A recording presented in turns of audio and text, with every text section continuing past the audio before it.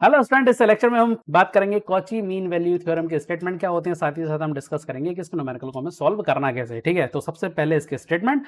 तो कॉची जो mean value theorem है दो फंक्शंस को डिस्कस करता है, यानी कि दो फंक्शंस की कंटिन्यूटी को डिस्कस करता है, पहला स्टेटमेंट उसका। ठीक है, यानी कि आपके पास दो फंक्शन होना चाहिए, जी एफ एक्स और जी एक्स, दोनों कंटिन्यूस होना चाहिए ए बी इंटरवल में। दूसरा, दोनों के दोनों कैसे होना चाहिए, डिफरेंशिएबल होना चाहिए ए बी इंटरवल में। और साथ ही साथ तीसरी कंडीशन जो है वो स्पेशल कंडीशन है इसके लिए, वो ये कि जो आपने इंटरवल लिया है उसमें आप कोई सी भी वैल्यू लो, उस पर जीएक्स का डिफरेंशियल जो है हम निकालेंगे, उसकी वैल्यू जीरो नहीं होना चाहिए। अगर ऐसा होता है तो उस इंटरवल में सी कोई भी एक पॉइंट ऐसा होगा जिस पर हम ये इसका जो मैथमेटिकल रिप्रेजेंटेशन है कॉची मीन वैल्यू थ्योरम का, वो हम अप्लाई कर सकते हैं, या हम कह सकते हैं कि ये फॉर्मूला हम लिख सकते हैं, या इस तरह की जो प्रॉपर्टी है वो उस पर शो होगी। ठीक है, उस पॉइंट पर शो होगी। ठीक है, रेशियो ले लो। ठीक है, बात समझ में आ गई। चलो अब आगे का बात करते हैं इसके न्यूमेरिकल की, किस तरह से सॉल्व करेंगे। तो हमारे पास दो फंक्शन है, एक एफ एक्स दिया हुआ है, जी एक्स दिया हुआ है, बोला गया कि कॉची मीन वैल्यू थ्योरम को हमें इस जो दो फंक्शन के बना उनके लिए हमें वेरीफाई करना है। तो सबसे पहला स्टेटमेंट, दोनों के दोनों कंटिन्यूस होना चाहिए ये वन इंटरवल में। अगर हम बात करें एफ एक्स और जी एक्स की, दोनों के दोनों ही कैसे हैं, कंटिन्यूस हैं। ठीक है, ठीक है। दूसरा, डिफरेंशिएबल होना चाहिए इस इंटरवल के अंदर, ए और बी के अंदर। ठीक है, तो यहाँ पे पहले ए ले लेते हैं। ए क्या है, हमारे पास 1 है, और बी क्या है, हमारे पास 2 है। तो उसके बीच में बहुत सारी वैल्यू होंगी, तो उस पर हमारा जो डिफरेंशियल है इन दोनों का वो कंटिन्यू वो डिफरेंशिएबल होना चाहिए। ठीक है, तो हम निकाल लेते हैं सबसे पहले एफ डैश एक्स को कैलकुलेट करेंगे तो हमें क्या मिलेगा, 2x मिलेगा। और अगर मैं यहाँ पे जी डैश एक्स निकालूं तो क्या मिलेगा मुझे, 3x² मिलेगा। ठीक है, अगर हम यहाँ पे देखें दोनों वैल्यू, दोनों जो हमने डिफरेंशियल निकाले हैं उन पे अगर मैं कोई भी वैल्यू रखता हूँ 1 और 2 के बीच में, तो हमारे जो डिफरेंशियल है वो फाइनाइट है। ठीक है, उन वैल्यूज के लिए फाइनाइट होंगे।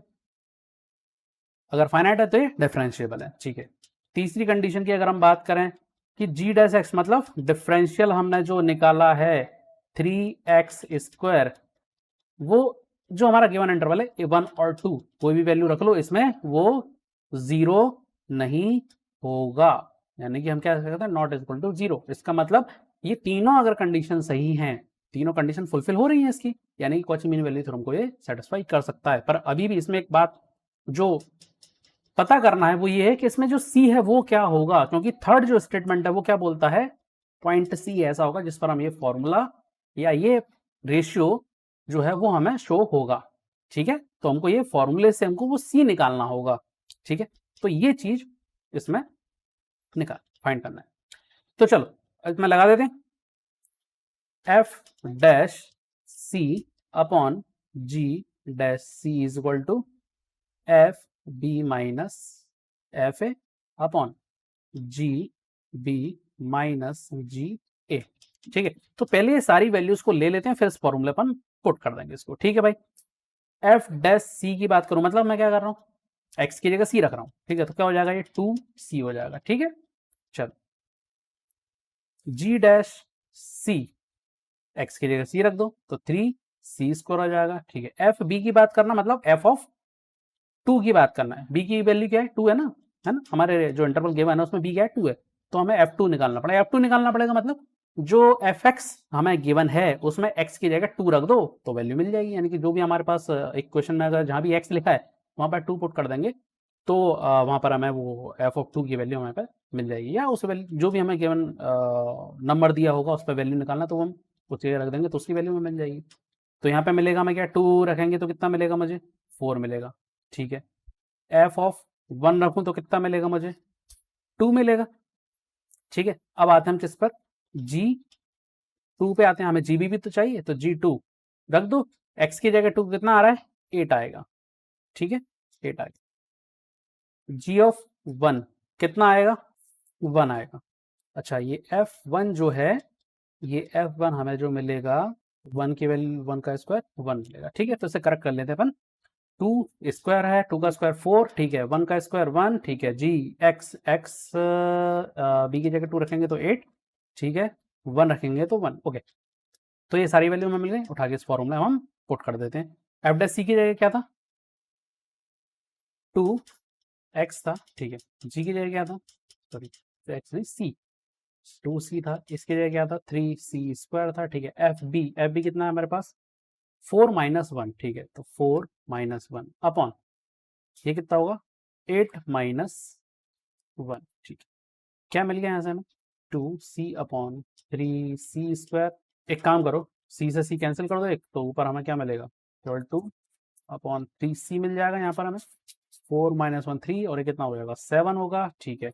c की वैल्यू कितनी मिल जाएगी 2 × 7/9 कितना आ रहा है 14/9। अगर मैं इसकी वैल्यू निकालूं तो वैल्यू कितनी आ रही है इसकी 1.55, ये वैल्यू हमें मिलेगी। अब जरा ये देख लो कि ये 1.55 जो हमारा इंटरवल है उसमें ये एग्जिस्ट करता है या नहीं करता। अगर एग्जिस्ट करता है देन हमारा जो पूरा जो हमें दो फंक्शन गिवन है वो इसे वेरीफाई कर रहे होंगे, यानी क्योंकि वो तीनों इन स्टेटमेंट को वेरीफाई कर रहा है गिवन इंटरवल के लिए, ठीक है।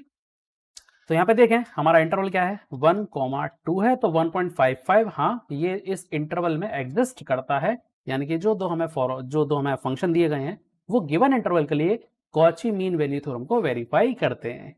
उम्मीद है न्यूमेरिकल समझ में आया होगा। तो इसको प्रैक्टिस के लिए एक बार और एक न्यूमेरिकल देखते हैं ताकि पूरी जो प्रोसेस है एक बार और अच्छे से हमारे दिमाग में फिट हो जाए। चलो, तो ये सेकंड एग्जांपल, इसमें हमें अब f(x) और g(x) पॉलिनोमियल की फॉर्म में दिए गए हैं और ये चेक करना है कि ये गिवन इंटरवल के लिए कॉची मीन वैल्यू थ्योरम को वेरीफाई करते हैं या नहीं। तो हमारे पास जो इंटरवल है वो क्या है -1 और 1। तो यहाँ पर हम a को लिख लेंगे 1, ठीक है, और b को लिख लेंगे हम 1, a -1 b 1, ठीक। पहली कंडीशन कंटिन्यूस होना चाहिए, हाँ -1 से लेकर 1 तक के लिए हमारा जो ऊपर का जो फंक्शन वो कैसा होगा कंटिन्यूस होगा। दूसरा डिफरेंशिएबल होगा या नहीं होगा। चलो तो डिफरेंशिएट कर लेते हैं क्योंकि हमें बाद में इन सब की जरूरत पड़नी ही है, तो हम डिफरेंशियल निकाल लेते हैं इनका। क्या मिलेगा 2x - 2 मिलेगा f के लिए। g डैश x की अगर मैं बात करूं तो क्या मिलेगा मुझे 3x² - 14x + 26, ये हमें डिफरेंशियल मिल गया। अब हमारे पास जो गिवन इंटरवल है -1 से लेकर के 1, इनमें अगर हम पुट करें तो क्या ये इनफाइनाइट होंगे, नहीं। हम कोई सी भी वैल्यू रखें -1 से लेके 1 तक के बीच में हमें वैल्यू इनकी फाइनाइट ही मिलेगी। इसका मतलब ये डिफरेंशिएबल है गिवन इंटरवल। तो दूसरी कंडीशन मेरी सही है बिल्कुल। तीसरा जो है g डैश x, यानी कि हमने जो g का डिफरेंशियल निकाला था गिवन इंटरवल के लिए 0 नहीं होना चाहिए। क्या वो 0 होगा, नहीं बिल्कुल भी नहीं। गिवन इंटरवल के लिए वो भी 0 नहीं हो रहा है क्योंकि यहाँ पे क्या लिखा हुआ है 3x² - 14x + 26। -1 से लेकर 1 तक के बीच हम कोई सी वैल्यू रखेंगे ये g डैश x को 0 नहीं कर पाएगा, या वो वैल्यूज g डैश x को 0 नहीं कर पाएंगे। तो कहेंगे हम इसको g dash x not equal to 0। Clear. चल, अब हम यहाँ पर जब ये हमें मिल गया है तो हम फिर से अब c हमें जो है वो कैलकुलेट करना होगा। तो हमें इसका मैथमेटिकल रिप्रेजेंटेशन किसका कॉची मीन वैल्यू थ्योरम का पता है, F B minus F A upon G B minus G A, ठीक है। चल, तो एफ डैश सी, ठीक है, जहां भी एक्स है वहां पर सी रख दो, तो 2c - 2 मिलेगा। जी डैश सी 3c² - 14c + 26, ठीक है। एफ बी मतलब एफ ऑफ बी मतलब एफ ऑफ 1, ये हमें निकालना होगा। तो एफ ऑफ 1 निकालना मतलब जो भी फंक्शन हमारे पास, ये जो फंक्शन है ये दिख रहा है एफ ऑफ एक्स, बस एक्स की जगह रख दो आप 1 रख दो, क्योंकि एफ ऑफ 1 निकालना है तो 1 रख दो। तो जहां भी एक्स है वहां पे आप 1 पुट कर दो और वैल्यू कैलकुलेट कर लो इसकी। क्या मिलेगी वैल्यू 2 मिलेगी, ठीक है। ऐसे ही अब एफ ऑफ ए निकालना है तो -1 वैल्यू कितनी मिलेगी 6 मिलेगी। ऐसे ही हमको निकालना है जी बी मतलब जी ऑफ 1, तो अब जी ऑफ 1 मतलब ये रहा, ये जो पॉलिनोमियल है जी एक्स का, एक्स की जगह क्या रख दो आप 1 रख दो, वैल्यू मिल जाएगी। क्या मिलेगी यहाँ पर 15, और एफ ऑफ जी ऑफ ए, तो जी ऑफ -1 -39, ये वैल्यू हमें यहाँ पर मिलेगी। अब इन सभी वैल्यूज को हम जो फॉर्मूला है उसमें पुट कर देते हैं, 2c - 2 upon 3c² - 14c + 26 is equal to 2 - 6 upon G B minus G A 15 plus 39, 15 plus का हो जाएगा 13, माइनस माइनस प्लस हो जाएगा ना, तो इसलिए 15 प्लस 39। ठीक है, वैल्यू को कैलकुलेट कर लेते, कितना आ रहा है, माइनस का 4 अपॉन 54। तो अब हमें यहाँ पर मिल रहा है 2c minus 2 upon 3c² minus 14c plus 26 is equal to minus 4 upon 54।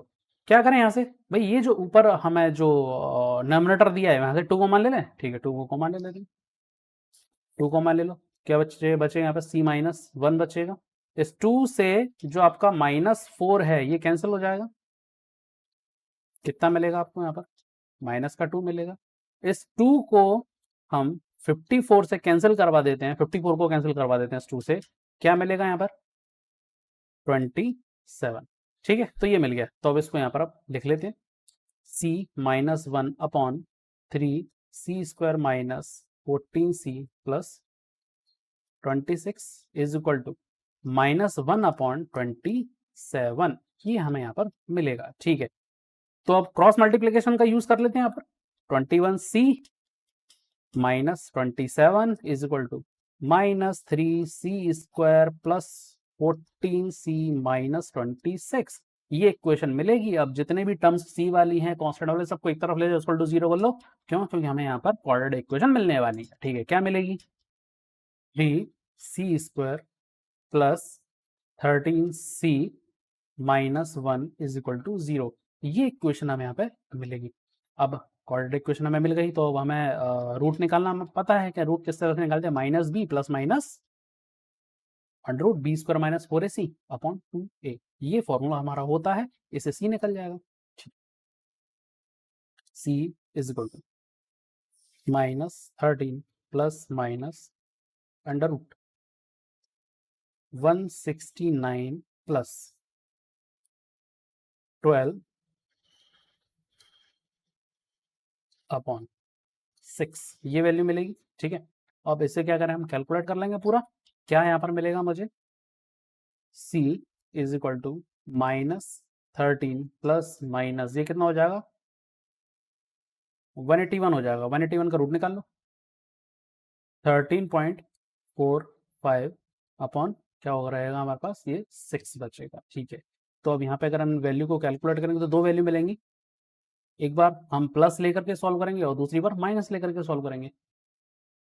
0.075 और एक वैल्यू और मिलेगी, हम इसको c1 ले लें। ठीक है, इसको हम c2 ले लेते हैं, माइनस 4.40, ये दो वैल्यू मिलेंगी। अब जरा इन दो वैल्यू को चेक कर लो, क्या वो हमारे गिवन इंटरवल में है। हमारा इंटरवल क्या है, -1 से 1 हमारा इंटरवल है। तो भाई जरा ये देखो, ये माइनस का 4.40 तो एग्जिस्ट करेगा ही नहीं इस रेंज के अंदर, है ना, कौन सा एग्जिस्ट कर रहा है, ये एग्जिस्ट कर रहा है। तो यहाँ पे हम कहेंगे कि c की जो वैल्यू होगी वो होगी 0.075। उम्मीद है ये न्यूमेरिकल आपको अच्छे समझ में आएंगे, कॉन्सेप्ट आपको क्लियर हुआ होगा। तो वीडियो को लाइक करो, शेयर करो और हाँ, चैनल को सब्सक्राइब करना मत भूलना।